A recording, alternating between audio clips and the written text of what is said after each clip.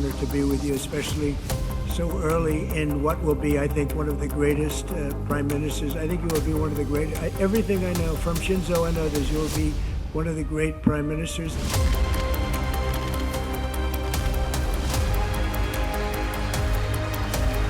This woman is a winner in the history of Japan. Thank you, Mr. President.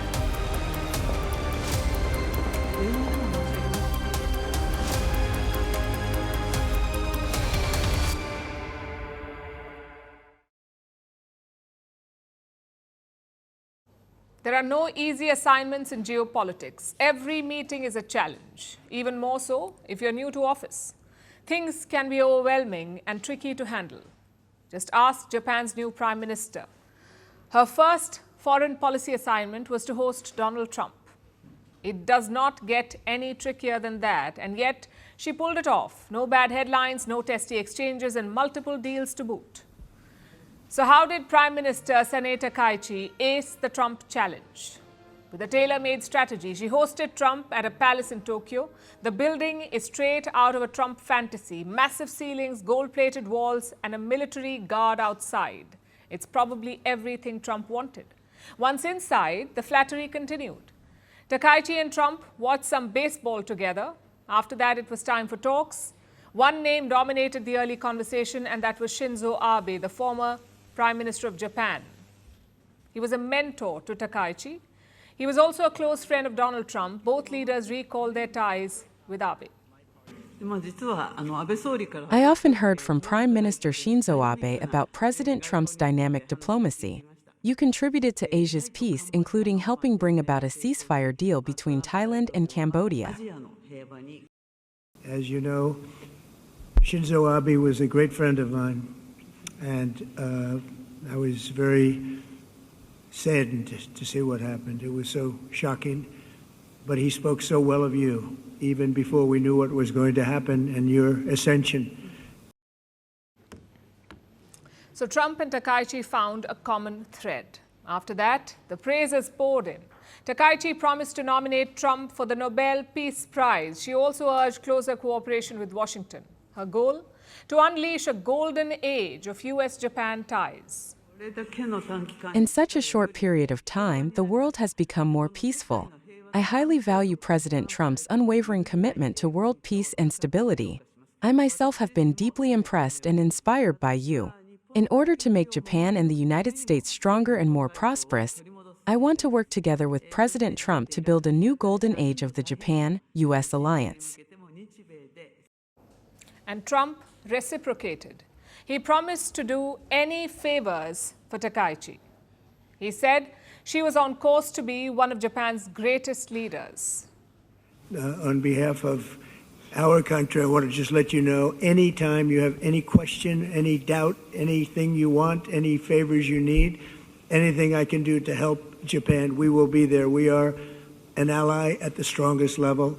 I think one of the greatest prime ministers. I think you will be one of the great. Everything I know from Shinzo and others, you will be one of the great prime ministers. I'd also like to congratulate you on being the first woman prime minister. That's a big deal.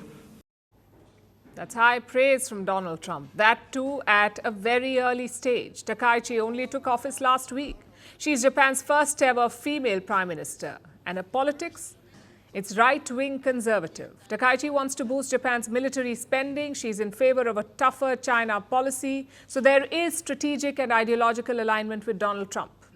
And today, she aced the final piece of the puzzle, flattery. Takaichi presented multiple gifts to Trump. One was a golf putter used by Shinzo Abe. The other was a signed golf bag. It belonged to Japan's first golf major winner.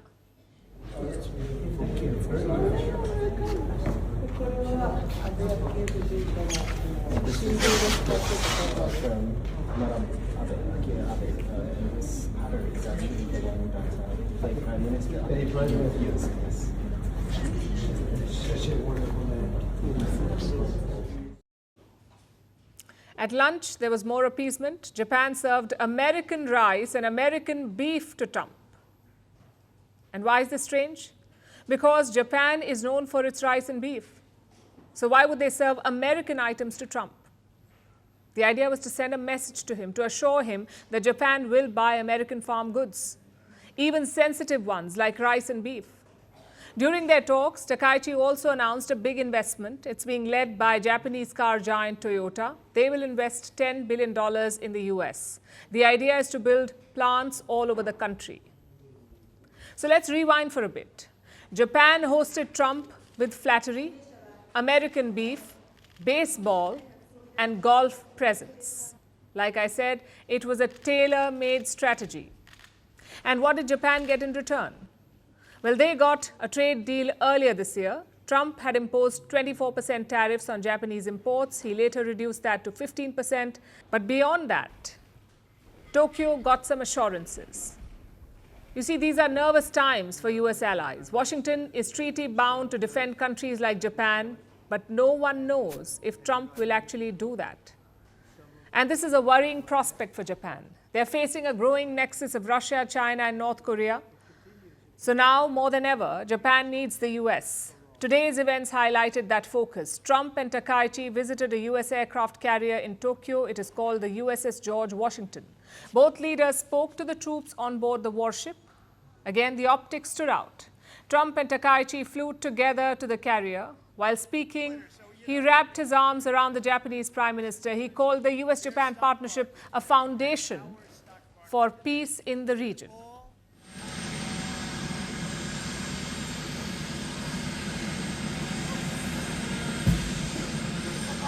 This woman is a winner. So, you know, we've become very close friends all of a sudden. The first female Prime Minister in the history of Japan. Madam Prime Minister. This woman is a winner. So, you know, we've become very close friends all of a sudden. Really, there's never been anything like it. Born out of the ashes of a terrible war, our bond has grown over 8 decades into the beautiful friendship that we have. It's a foundation of peace and security in the Pacific. That was all meant for China. And rest assured, Beijing was watching. They're asking Japan to reflect on its history, basically reminding them of what happened during World War II. In conclusion, this was a trip of optics. It's a lesson on how to woo and appease Trump. But beneath it lies a risky strategy. Japan is gambling a lot to win Trump's support. They're investing some $550 billion in the US. This covers chips, nuclear energy, and cars. What if Trump abandons them despite this money?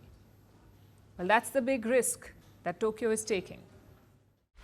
Want the facts? The latest developments? News that gets straight to the point. Well, we've got all three just for you. This is Firstpost Live, a brand new show, your window into what really matters. Don't miss it.